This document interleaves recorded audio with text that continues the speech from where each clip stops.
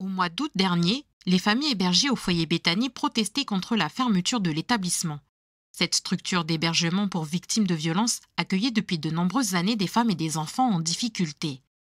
En fermant ses portes, 8 familles se sont retrouvées sans solution. L'association Cris et pleurs de femmes s'est ensuite mobilisée pour leur venir en aide en partenariat avec la SIC, car aujourd'hui, les structures d'accueil sont en grande difficulté. Il y en avait presque plus l'avant 13 mai, hein. Et après 13 mai, mais il reste presque plus rien, quoi. Et moi, j'avais à accueillir, par exemple, une fille avec un bébé d'une semaine.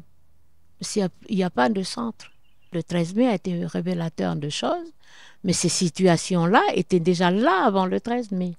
Aujourd'hui, il y a plus tout cet accompagnement. Mais c'est quelle société qu'on veut construire alors? C'est quelle société qu'on veut construire? Si notre peuple, si notre société n'a pas les solutions pour les femmes et les enfants, c'est qu'on a raté des choses. La fermeture du foyer Béthanie a une incidence sur les autres structures d'accompagnement de victimes.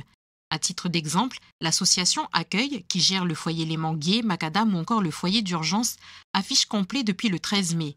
Une situation fragile pour ces outils dont certains n'ont pas pu reprendre, comme c'est le cas du dispositif d'urgence d'SOS Écoute, stoppé depuis le mois de janvier. Dès lors où une dame se présente et est en danger imminent, on a moins effectivement de structures disponibles à l'heure actuelle, mais il nous reste encore des dispositifs qui permettent à ces femmes d'être en sécurité pendant quelques jours, le temps qu'on puisse trouver une autre solution, soit avec des partenaires ou soit avec la famille. Avant, on avait 2 structures de placement en urgence, on n'en a plus qu'une qui est souvent pleine, alors ils font ce qu'ils peuvent. C'est pour ça qu'on a d'autres dispositifs, mais il va falloir évidemment trouver des solutions rapidement.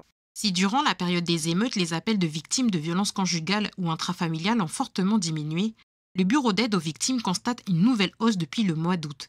Il faut attendre le prochain bilan qui est prévu au mois de décembre.